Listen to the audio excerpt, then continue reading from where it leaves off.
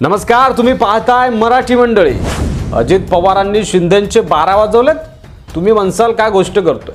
होय, शिवसेना, भाजप आणि अजित पवार यांच्या राष्ट्रवादी गटानं मिळून राज्यात सरकार स्थापन केलं। पण ही साथ म्हणजे एकमेकांवर कुरघोडी आणि संघर्षाचं मैदान असं म्हटलं तर ते वावगं ठरणार नाही। एकनाथ शिंदे यांनी बंड करून भाजपच्या मदतीने मुख्यमंत्रीपद मिळवलं।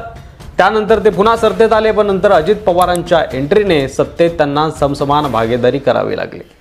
या त्रिकोणी समीकरणात भाजपसाठी दोन्ही प्रादेशिक गट उपयुक्त ठरले, तरी ते एकमेकांचे स्पर्धक आहेत। शिंदे यांची असुरक्षितता आणि अजित पवार यांची खेळी यामुळे हा संघर्ष आतून बळावत चाललाय। एकनाथ शिंदेंची कहाणी बंडखोर ते मुख्यमंत्री आणि त्यानंतर उपमुख्यमंत्री अशी नाट्यमय आहे।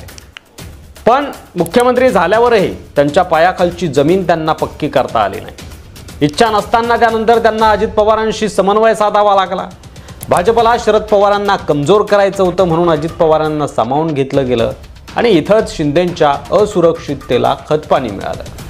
अजित पवार उपमुख्यमंत्री म्हणून अधिक अनुभवी, सरकार चालवण्याचा हातखंडा असलेले आणि भाजपलाही सोयीचे वाटू लागले।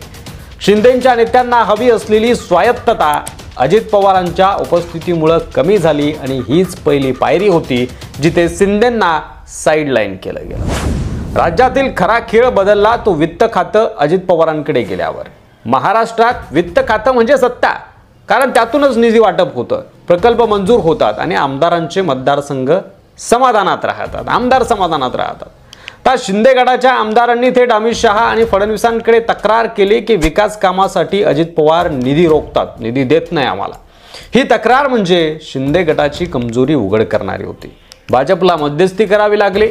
अजित पवारांनी वित्त खातं वापरून शिंदे गटावर एक प्रकारे राजकीय दबाव टाकला आणि त्यांच्या आमदारांमध्ये नाराजीची ठिणगी टाकली आणि स्वतःची युतीमधील किंमत वाढवून घेतली। यातून स्पष्ट होतं की शिंदेंना उपमुख्यमंत्रीपद देऊनही निर्णय क्षमता त्यांची हिरावली गेली आहे। एकनाथ शिंदे मुख्यमंत्री असताना MSRDC खात्यात मोठमोठ्या प्रकल्पांसाठी घेतलेले कर्ज, गॅरंटी आणि आर्थिक उलाढाल किंवा एकनाथ शिंदे यांचे निर्णय, देवेंद्र फडणवीस आणि अजित पवारांनी या निर्णयांची स्वतंत्र चौकशी सुरू केली।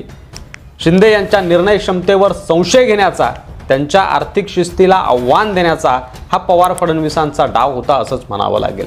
शिंदेंची प्रतिमा अशी तयार झाली की त्यांनी मुख्यमंत्री असताना राज्याच्या तिजोरीवर अनावश्यक आर्थिक भार टाकला आणि यातून अजित पवारांनी स्वतःला काटेकोर अर्थतज्ञ तर शिंदेंना संशयाच्या घेऱ्यात उभं केलं आणि फडणवीसांनी देखील यामध्ये अजित पवार यांची साथ दिली।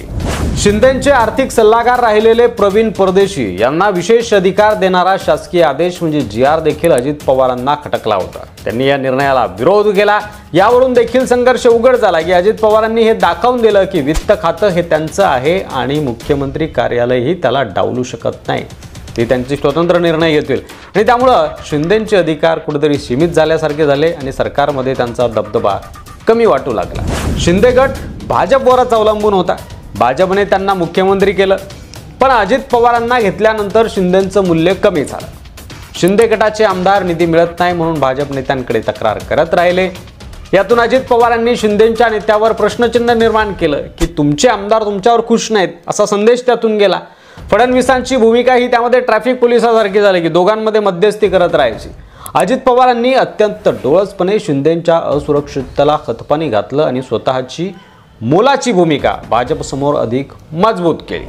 आणि फक्त MSRDC नाही तर शिंदे मुख्यमंत्री असताना सार्वजनिक बांधकाम आणि सार्वजनिक आरोग्य खात्यातील खर्चही अजित पवारांनी स्क्रुटिनीला घेतला। ही खाती शिंदे गटाच्या मंत्र्यांकडे होती।